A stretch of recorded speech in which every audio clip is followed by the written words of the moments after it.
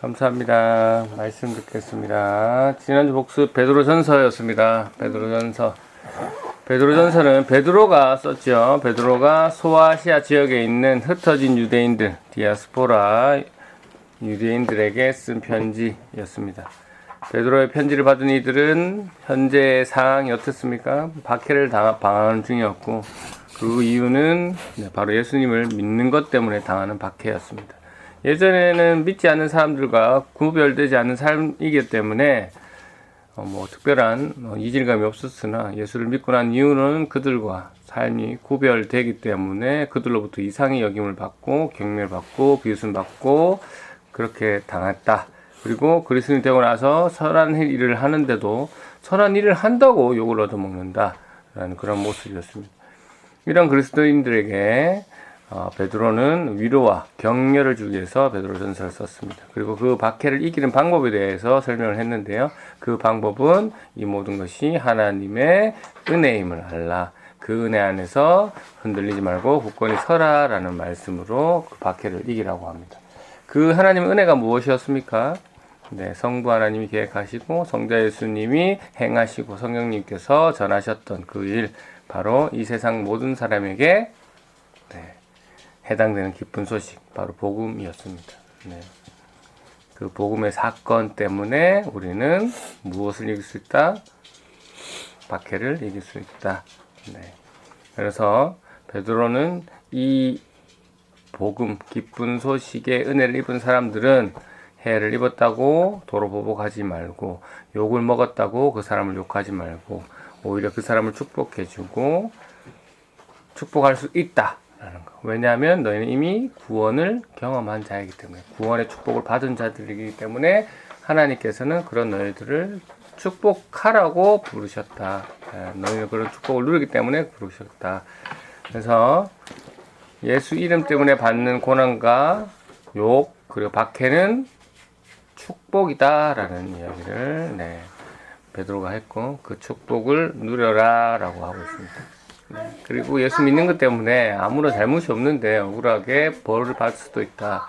그럴 때는 하나님을 생각하고 말없이 참아라. 그렇다면 하나님께서 그것을 보고 기뻐하실 것이다. 그 이유에 대해서는, 왜냐하면 잘못한 사람이 잘못한 일에 대해서 벌을 받는데 참는 것은 칭찬받을 이유가 없지만, 예수 그리스도 때문에 고난을 받은 이가 고난을 그 인내로 참는다면 하나님 보시기에 아름다운 일이 아니느냐라고 말씀했습니다. 그래서 너희가 이 땅에 나그네라는 사실이 잊지 않는다면 이러한 일들을, 이러한 고통을, 고난을 이길 수 있을 것이다 라고 했습니다. 그래서 우리가 지난주 목장 모임 시간에도 말씀을 드렸지만, 하나님 믿는 것 때문에 받는 고난을 이기는 법에 대해서 베드로는 이야기하고 있습니다. 그래서 혹시 이것에 잘못 해석해서 요즘에 특정 목사에 속아서 여러 잘못된 행동을 하면서도 자기들이 받는 고난과 비판이 하나님 때문에 받는 것처럼 오해하고 사는 사람들이 있다라는 것. 마찬가지로 우리도 이런 비판을 하면서 똑같은 비판을 당할 수 있죠. 그럴 때 우리의 중심은 특정 어떤 목사가 아니라 말씀이 기준이 되어야 된다라는 거. 그런 말씀이 기준이 되려면 말씀을 잘 알아야 되겠죠. 말씀을 잘 안다는 것은 늘 말씀을 잘 가까이 하고 해석을 바르게 할 수 있는 해석의 능력을 가지고 있어야 된다. 그 해석을 어떻게 하느냐? 우리가 하고 있는 묵상 훈련을 통해서, 매주 숙제해오고 있는 그 훈련을 통해서 성경을 바르게 읽는 법을, 여러분은 느끼지 모르겠지만 조금씩 실력이 늘고 있다는 것을 저는 느끼고 있습니다. 여러분의 말씀을 들으면서. 자, 그래서 우리가 계속 그 하나님의 뜻을 알기 위해서, 올바르게 알기 위해서 3월부터 성경 통독을 하고 있는데 제대로 하고 있는지 모르겠습니다. 통독. 오늘 몇 장인가요? 바울 서신 만드신 분? 통독 부탁드리겠습니다. 말씀 가까이 해야 됩니다. 자, 오늘은 베드로전서 이어서 베드로후서입니다. 베드로후서 1장 14절에서 15절 말씀 먼저 읽으면서 출발해 보겠습니다. 함께 읽어볼까요? 시작. 나는 이제 곧 육신을 떠나 함을 알고 있습니다. 우리 주 예수 그리스도께서 내게 그것을 알려주셨습니다. 내가 할 수 있는 한 몇 번이고 여러분이 이것들을 기억할 수 있도록 힘쓸 것입니다. 내가 이 세상을 떠난 후에도 여러분이 이 사실을 기억하기를 진심으로 원합니다. 네, 아멘. 자, 요 가지고 질문합니다. 베드로는 자신이 곧 어떨 것임을 알고 있습니까? 육신을 떠나야. 네, 육신을 떠나야 함, 죽을 것임을 같은 말이죠. 네, 자신이 곧 죽을 것을 알고 있는 베드로가 자신을 읽는 그 성도들에게 자신이 할 수 있는 한 몇 번이고 기억할 수 있도록 힘쓰는 건 뭡니까? 네 글자.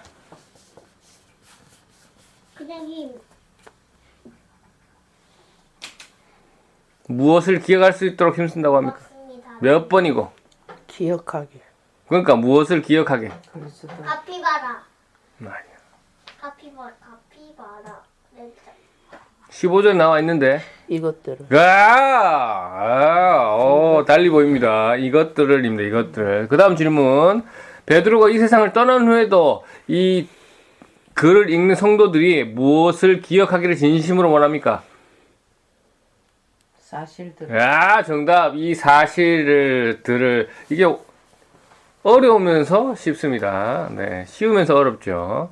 네, 그래서 베드로가 이 베드로 후서를 통해서 하고 싶은 말이 이 두 가지입니다. 이것들을 기억할 수 있도록, 이 사실들을 기억할 수 있도록 하는 것이 목적입니다. 그래서 이 두 가지 내용을 알면 베드로 후서는 끝나는데요. 먼저 이것들에 해당하는 것은 뭐 다양한 게 있었겠지만 베드로는 이렇게 얘기합니다. 거짓 교사들이 나타날 것이다 라고 이야기합니다. 2장 1절 말씀입니다. 이것들을 해당하는 한번 읽어볼까요? 시작. 전에 이스라엘 백성 가운데 거짓 예언자들이 있었던 것처럼 여러분 가운데도 거짓 선생이 나타날 것입니다. 이들을 살며시 여러분 가운데서 들어와 여러분을 잘못된 길을 인도하고 혼란스럽게 만들 것입니다. 또한 그들은 우리를 죄에서 풀어주시려고 피 흘리신 주 예수 그리스도를 부인하며 스스로 멸망의 길로 달려가고 있습니다. 네, 질문합니다. 거짓 교사들이 나타나는데요. 이들이 나타나서 무엇을 한다고 합니까? 두 가지. 잘못된 길로 인도하고 혼란스럽게 만든다. 그 두 번째. 예수 그리스도를 부인. 둘 다 100점입니다. 네. 그 두 가지를 한다고 합니다. 자, 이런 거짓 교사들의 관심이 어디 있는지 2장 3절. 네. 이들의 목적. 네. 이 오로지 이 사람들이 거짓 교사를 하는 이유. 2장 3절 함께 읽어보겠습니다. 시작. 여러분을 이용하여 거짓을 말하게 하는 그 사람들은 여러분이 가진 돈에만 관심이 있을 뿐입니다. 하나님께서는 이미 그들에게 죄가 있다고 선언하셨으며 그들은 어려우신 하나님의 심판을 피할 길이 없습니다. 네, 거짓 교사들은 돈에만 관심이 있어서 사람들을 이용해서 거짓말을 한다는 것이죠.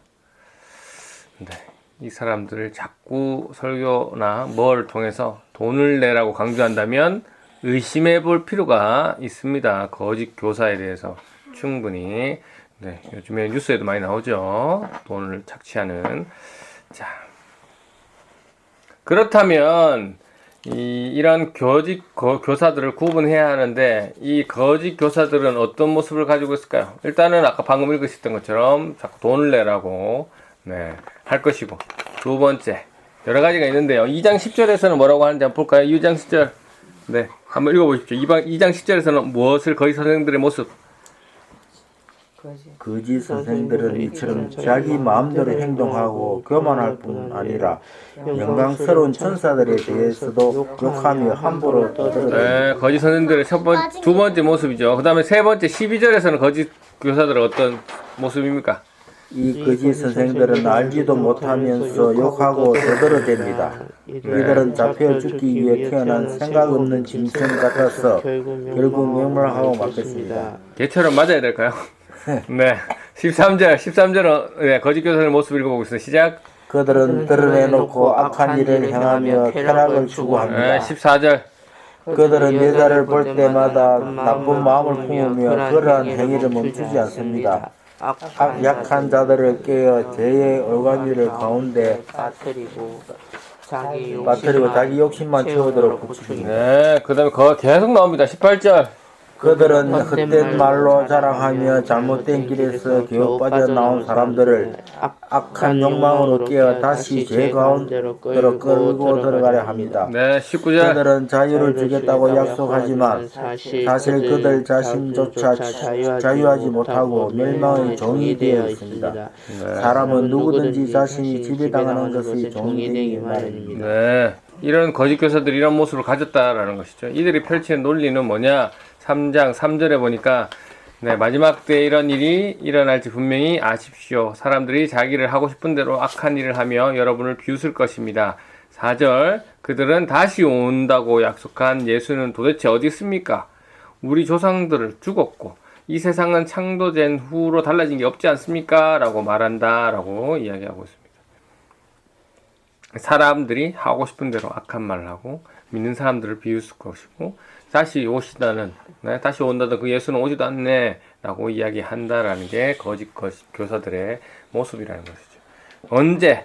마지막 때가 되면 이런 모습들이 나타난다라고 하고 있습니다. 네, 이런 거짓 교사에게 베드로는 속지 말라라고 하면서 네, 베드로가 이야기하는 것은 무엇일까요? 바로 복음입니다. 복음. 네, 복음 얘기를 1장 16절부터 쭉 하는데요. 한 절씩 돌아가 많으니까 한 절씩만 읽을까요? 제가 먼저 읽겠습니다. 우리 주 예수 그리스도 가운데 영광 가운데 오신 것을 여러분에게 전했습니다. 그것은 누군가가 지어낸 근사한 이야기가 결코 아닙니다. 우리는 그분의 위엄 있는 모습을 우리 눈으로 직접 보았습니다. 장엄한 영광 가운데 하나님의 음성이 들렸습니다. 이는 내 사랑하는 아들이며 내가 그로 인해 무척 기쁘다. 그 순간 예수 그리스도는 영광과 존귀를 받으셨습니다. 우리는 그 음성을 똑똑히 들었습니다. 거룩한 산에서 예수님과 함께 있었을 때 들은 그 음성은 분명히 하늘로부터 울려온 것이었습니다. 이렇게 해서 우리는 예언자들이 전한 말씀을 보다 확실히 믿게 되었습니다. 여러분도 그 말씀을 가까이 하고 따르는 것이 유익할 것입니다. 그들이 전해준 말씀은 어두움을 환히 밝혀주는 빛과도 같은 것입니다. 그 빛은 여러분의 마음 가운데 동이 트고 아침 햇별이 환히 떠오를 때까지 여러분의 마음을 밝혀줄 것입니다. 그러므로 분명히 이 사실을 기억하십시오. 어떠한 예언의 말씀도 예언자가 마음대로 해석해서 기록한 것이 아니며 사람의 뜻대로 말하고 싶은 것을 적어놓은 것도 아닙니다. 그들은 성령의 감동을 받아 하나님의 말씀을 적어놓았습니다. 아멘. 여기서 20절에 이 사실을 제가 빨간색으로 표시해놨죠. 이 사실을 기억하라는 거. 네, 아까 전에 15절에 베드로가 두 가지 얘기했죠. 이것들 그리고 이 사실 했던 그 사실이 이 사실입니다. 네, 이 사실이 뭡니까? 성경에 기록된 말씀이 사실이라는 것이죠. 네, 성경에 기록된 말씀 뭡니까? 예언자들이 했던 말씀이죠. 하나님께서 예언자를 통해서 했던 말씀이죠. 네. 그래서 베드로의 논리는 뭡니까? 성경의 말씀이 예언자가 마음대로 해석해서 기록한 것이 아니고 사람의 뜻대로 말하고 싶은 것을 적어놓은 것도 아니고 성령의 감동을 받아 적어놓은 것인데 내가 예수님을 직접 만나서 보고 듣고 경험해보니까 이 성경 말씀들이 진짜다. 예전보다 더 확실히 믿게 되었다라는 말씀을 하고 있는 거죠. 네, 이 말씀 3장 2절에 나오는데요. 읽어볼까요? 시작! 옛날 거룩한 예언자들이 전한 말씀과 구주 되신 우리 주님께서 사도를 통해 우리에게 주신 명령을 기억하기 바랍니다. 네. 그 명령 또 뭐냐? 기억하기를 바라는 그 명령 뭐냐? 베드로전서 3장 10절인데요. 제가 읽겠습니다. 하지만 주님의 날은 도적같이 갑자기 올 것입니다. 하늘이 큰 소리를 내며 사라지고 하늘에 있는 모든 것들이 불에 의해 녹을 것입니다. 또한 땅과 땅에 있는 모든 것들도 불타버릴 것입니다. 주님이 도적같이 다시 오신다는 건데 그때 오시면 그러니까 결국 다시 오신다는 것이죠. 주님이 다시 분명히 오실 텐데 그때 오시면 뭘 한다? 불을 가지고 심판한다라고 말씀하고 계십니다. 그래서 그 지금 우리가 방금 10절만 읽어서 연결이 안 되는데 그 앞부분과 연결해서 말씀드리면 예전에 이 세상에 죄로 가득 찰 때 하나님께서 물로 노아 방주 생각하시, 노아 홍수 생각하시면 됩니다. 노아 홍수를 통해서 심판하셨듯이 주님도 이 땅의 죄를 심판하러 도적같이 오실 것이다 라고. 그러니까 너희는 이제 어떻게 해라? 3장 11절. 모든 것이 이렇게 다 타버릴 텐데 여러분은 어떤 사람이 되어야 하겠습니까? 거룩하고 경건하게 살아야 되지 않겠습니까? 여러분은 그날이 오기를 손꼽아 기다려야 합니다. 그날에 하늘과 하늘에 있는 모든 것들이 불타 없어겠지만 종말 때를 얘기하는 거죠. 예수님 다시 오실 때 하나님께서는 우리에게 약속하셨습니다. 정의가 살아있는 새 하늘과 새 땅을 우리에게 주시겠다고 말합니다. 사랑하는 여러분, 그날을 기다리며 죄를 멀리하고 흠없이 살도록 노력하십시오. 하나님과 평안 가운데 가시기 바랍니다. 네. 자, 질문합니다. 어떻게 살아라고 합니까? 11절에 네, 어떻게 살아라고 합니까? 거룩하고 경건. 아이, 맞습니다. 12절에서는 어떻게 살아라고 합니까? 예수님께서. 네. 그날 오기를 손꼽아. 맞습니다. 네, 맞습니다. 그 다음에 왜 모든 것이 불타는 날을 우리가 그 벌 받는 날을 손꼽아 기다리라고 말씀하고 있습니까? 예수님이 왜 그 말씀하셨어요? 13절에 나오니까 정의가 살아있는. 네. 새 하늘과 새 땅. 예, 맞습니다. 정의가 살아있는 새 하늘과 새 땅을 주시기 때문에 그날에 심판도 있지만 새 하늘과 새 땅도 그날 있을 거라서 네, 우리에게 그 약속을 믿으라. 그러니까 우리 보고 어떻게 살아라고 합니까? 14절에? 죄를 멀리하고. 예, 흠없이. 네, 맞습니다. 죄를 멀리하고 흠없이 살도록 노력하고 하나님과 평안 가운데 가라라는 말씀입니다. 마지막 18절 말씀으로 이 베드로후서 끝나는데 한번 읽어보겠습니다. 시작. 오직 우리 구주 예수 그리스도를 아는 지식과 그의 은혜 가운데 자라나기를 빕니다. 이제부터 영원까지 주님께 영광이 있기를 바랍니다. 아멘. 네, 베드로가 네, 성도들에게 원하는 것, 바라는 것, 네, 그리스도를 아는 지식과 그 은혜 가운데 자라나라라고 말씀하고 있습니다. 너희 박해를 당하고 있느냐? 오늘 말씀 정리합니다. 네. 예수를 믿는 것 때문에 구별된 삶을 사는, 네, 그것 때문에 다른 사람에게 비난과 박해를 받고 있는 자들에게 베드로는 그것뿐 아니라, 네, 거짓 교사도 나타날 건데 그 사람이 나타나서 너희를 유혹하고 너희의 돈을 바라보고 너희를 혼란스럽게 하고 너희를 내리라고 너희들 넘어지게 할 것이다 라는 것. 그들은 여러 악한 모습과 악한 말로 너희를 유혹할 것인데 네, 아까도 말씀드렸지만 그 목적은 너희의 돈이다. 네, 그러니 너희는 그런 자들을 그리스도를 아는 지식과 은혜 가운데 그들을 분별해내고 이겨내라. 그래서 이 땅에 다시 오셔서 심판하겠다는 그 하나님의 약속, 그리고 더불어 새 하늘과 새 땅을 주시겠다는 그 말씀을 믿어서 성도의 삶으로, 성도의 본이 되는 삶으로 네, 살아가라 라고 말씀하고 있습니다. 그렇게 말씀하시면서 베드로가 마지막으로 하는 얘기는 뭐냐면 믿음의 덕을 덕에, 지식을 지식에, 절제를 절제, 인내를 인내, 경건을 경건에, 경건에, 형제 우애를 형제 우애에, 사랑을 더하는 모습으로 살면 너희는 하나님이 원하시는 유익한 사람이 될 것이고 그 그리스도를 아는 지식이 여러분의 삶을 풍성하게 할 것이다. 너희는 그 고난을 이겨낼 것이다 라고 말씀하고 있습니다. 베드로는 오늘 이렇게 말씀하셨습니다. 네. 이 말씀 묵상합니다. 네. 우리가 이 손살같이 흐르는 이 시간들 속에서 네. 우리가 무의미하게 이 가치 없이 살아가는 사람들 참으로 많이 있습니다. 그러나 우리는 매주 이렇게 모여서 하나님 말씀을 거울 삼아서 뭐 어떻게 합니까? 우리의 마음을, 우리의 모습을 어떻게든 조금이라도 예수님의 모습으로 변화시키려고 우리가 이 자리에 오늘도 모였죠. 네, 그리고 오늘도 아주 조금이지만 네, 그분의 뜻을 알았고 그 뜻을 우리에게 적용시켜서 우리는 우리를 변화시키려고 애쓰고 있습니다. 쉽게 되지 않지만 애쓰고 있어요. 그래서 이번 한 주간도 이 하나님의 말씀 우리가 묵상해가면서 주어진 자리에서 네, 신의 모습을 닮아가기 위해서 애쓰는 엄청난 사건이죠. 이 엄청난 신의 모습을 닮아가기 애쓰는 네, 저와 여러분 되시기를 주님의 이름으로 축원합니다. 아멘. 감사합니다.